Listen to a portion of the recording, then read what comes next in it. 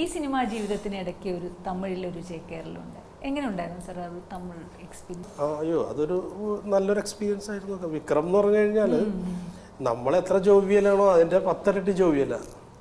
ശരിക്ക് ആ തമിഴ് സിനിമ എന്ന് പറഞ്ഞു കഴിഞ്ഞാൽ ഒരു എന്താ പറയുക, നമ്മൾ കുറേ ആൾക്കാർ കൂടി ഒരു 10-100 ദിവസം ഒരു പിക്നിക്കിന് പോയാൽ എങ്ങനെ ഉണ്ടാവും, അതുപോലെയായിരുന്നു. ഇപ്പോഴും അതിലെ ടെക്നീഷ്യൻസും ആർട്ടിസ്റ്റുകളൊക്കെ ആയിട്ടുള്ള ഇപ്പോഴും കീപ്പ് ഇൻ ടച്ച്.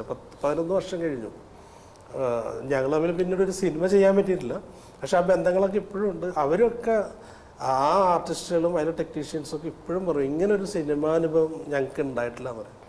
പിന്നെ ആ സിനിമ നമ്മൾ മലയാളത്തിൻ്റെ അത്രയും അത് പോയില്ല തമിഴിൽ. കാര്യം വെച്ച് കഴിഞ്ഞാൽ അത് അന്യൻ കഴിഞ്ഞിട്ട് ഇമ്മീഡിയറ്റ് വന്നൊരു സിനിമ. അന്യനിൽ ഒരു എക്സ്ട്രാ ഓർഡിനറി പെർഫോമൻസ് ഒക്കെ ചെയ്തിട്ട് ഇതിൽ 3 കഥാപാത്രങ്ങളിൽ ഒന്നായി പോയതിൻ്റെ ഈ ഫാൻസ് ആർക്കൊരു ചെറിയൊരു അതിൻ്റെ ഒരു കുഴപ്പം പറ്റിയതിൽ. ഇപ്പോൾ അത് ചാനലിൽ കണ്ടിട്ട് എല്ലാവരും വിളിച്ചു പറയും നല്ല പടമാണ്, ഉഗ്ര പടമാണ്, എന്താണ് ഓടിയ പടം, മോശമായി പോയൊന്നുമില്ല, പക്ഷെ കുറച്ചുകൂടിയൊക്കെ ഓടേണ്ട പടമായിരുന്നു. കാര്യം പല സിനിമകൾക്കും ഇത്തരം രാശിയുണ്ട്. തിയേറ്ററിൽ വരുമ്പോൾ ആൾക്കാർ അധികം അറിയാതെ പോവുകയും തിയേറ്ററിൽ വരുമ്പോൾ മാസ്റ്റർ ബ്ലാസ്റ്റർ എന്ന് പറഞ്ഞാൽ ആ പടം അന്ന് സംവിധായകന് മെസ്സേജ് അയക്കുകയും ചെയ്യുമ്പോൾ സംവിധായകനെ സംബന്ധിച്ചിടത്തോളം എനിക്ക് തോന്നുന്നു ഇതന്ന് തിയേറ്ററിൽ വന്നിരുന്നെങ്കിൽ എന്ന് ആലോചിക്കും. ഇപ്പോൾ മലയാളത്തിലെ സിനിമയുടെ പേര് തൊമ്മനും മക്കളും. അതിൻ്റെ പോസ്റ്ററിൽ കംപ്ലീറ്റ് മമ്മൂക്ക, രാജൻ പി ദേവ്, ലാലേട്ടനുമായിട്ടുള്ള ഈ 3 പേരുടെ പോസ്റ്റേഴ്സാണ്. ആ പോസ്റ്ററിൽ നിന്ന് ഫസ്റ്റ് ലുക്ക് തന്നെ മനസ്സിലാവും 3 കള്ളന്മാരാണ്. അതായിരുന്നു അതിൻ്റെ 3 പേര് വിലം കെട്ടിട്ട് ഓരോ തൊണ്ടി മുതലായിട്ട് നിൽക്കുന്നതായിരുന്നു അതിൻ്റെ പോസ്റ്റർ. അപ്പോൾ തമിഴിൽ അങ്ങനെ ചെയ്യാൻ പറ്റില്ല. തമിഴിലൊരു സൂപ്പർ ഹീറോ വരുമ്പോൾ ചെറിയ ആർട്ടിസ്റ്റ്, അപ്പോൾ ആ ഹീറോയുടെ ഒരു ഇമേജ് വെച്ചിട്ടുള്ള പോസ്റ്റേഴ്സ് ചെയ്യാൻ പറ്റുള്ളൂ. അപ്പോൾ നമ്മളുടെ സിനിമ എന്താണെന്ന് പോസ്റ്ററിൽ തന്നെ ഉണ്ട്. തമിഴിൽ വന്നപ്പോൾ അത് മെയിൻറ്റെയിൻ ചെയ്യാൻ പറ്റിയില്ല, പല കാരണങ്ങൾ കൊണ്ടിട്ട്. അത് പ്രഷറൊന്നും ഉണ്ടായില്ല നമുക്ക്, അവിടെ അങ്ങനെ ചെയ്യാൻ പറ്റുള്ളൂ അത്.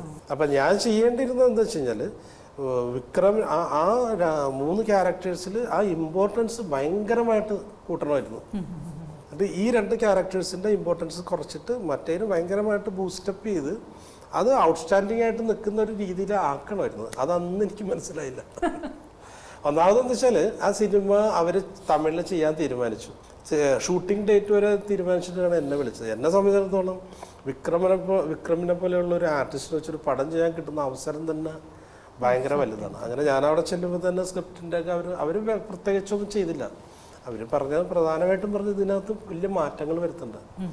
അപ്പം വിക്രമിൻ്റെ അപ്പം എനിക്കത് വളരെ പുള്ളിയുടെ ഒരു എന്താ പറയുക ഒരു ജനറസ് മൈൻഡായിട്ട് എനിക്ക് തോന്നിയത്. കാരണം നോർമലി എല്ലാവരും ബൂസ്റ്റ് ചെയ്യാൻ പറയും കുറച്ച്, പുള്ളി പറഞ്ഞ വെച്ചാൽ ഇതുപോലെ തന്നെ മതി എന്ന് പറയും നമുക്ക്.